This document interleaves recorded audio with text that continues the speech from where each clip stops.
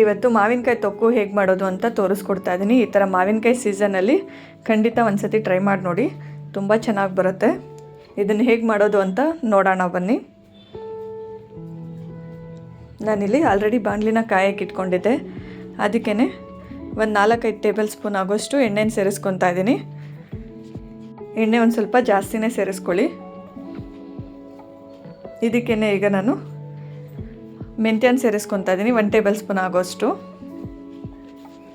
ಈಗ ಇದನ್ನು ಸ್ಲಿಮ್ಮಲ್ಲೇ ಹುರ್ಕೋಬೇಕು.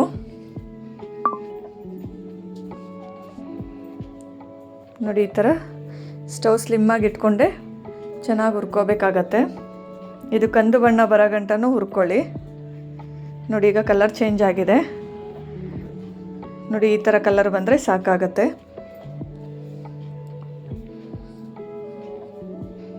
ಇದನ್ನೆಲ್ಲ ನಾನು ಮಿಕ್ಸಿ ಜಾರ್ಗೆ ಹಾಕ್ಕೊತಾ ಇದ್ದೀನಿ.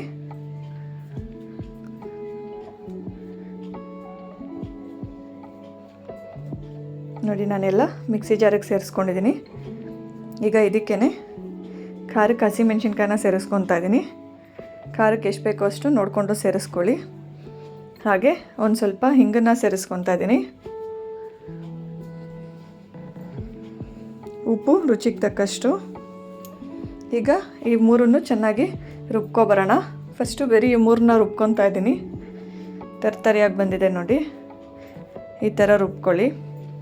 ಈಗ ನಾನು ಮಾವಿನಕಾಯಿನ ಸೇರಿಸ್ಕೊತಾ ಇದ್ದೀನಿ.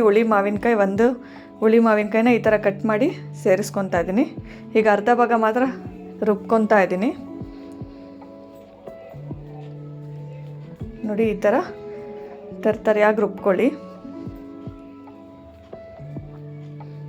ಈಗ ಅದೇ ಮಿಕ್ಸಿ ಜಾರ್ಗೆ ಉಳಿದಿರೋ ಮಾವಿನಕಾಯಿನೂ ಸೇರಿಸ್ಕೊಂಡು ರುಬ್ಕೊತಾ ಇದ್ದೀನಿ.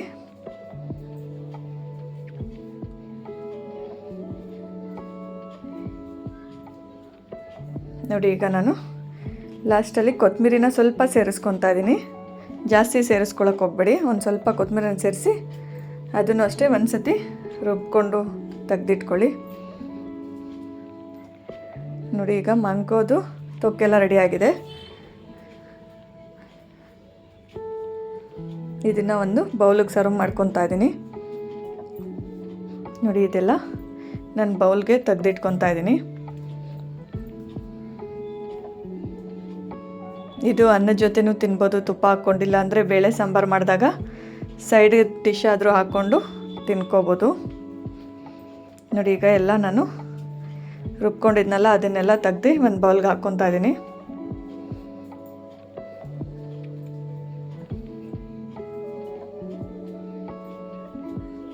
ನೋಡಿ, ಈಗೆಲ್ಲ ಒಂದು ಸತಿ ಮಿಕ್ಸ್ ಮಾಡ್ಕೊಂಡಿದ್ದೀನಿ.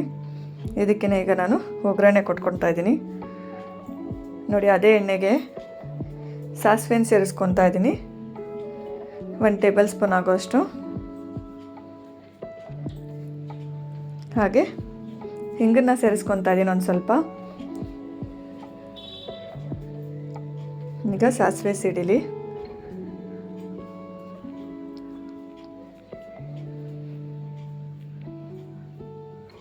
ನೋಡಿ, ಸಾಸಿವೆ ಎಲ್ಲ ಸಿಡಿತಾ ಇದೆ.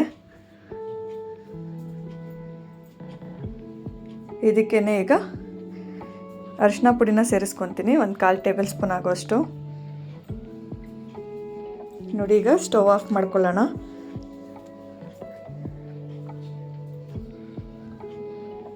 ನೋಡಿ, ಈ ಒಗ್ಗರಣೆನ ನಾನು ಮ್ಯಾಂಗೋ ತೊಕ್ಕಕ್ಕೆ ಸೇರಿಸ್ಕೊತಾ ಇದ್ದೀನಿ.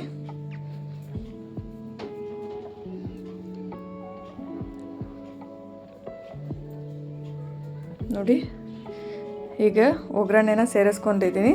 ಈಗೆಲ್ಲ ಒಂದು ಸತಿ ಮಿಕ್ಸ್ ಮಾಡ್ಕೊಳ್ಬೋಣ.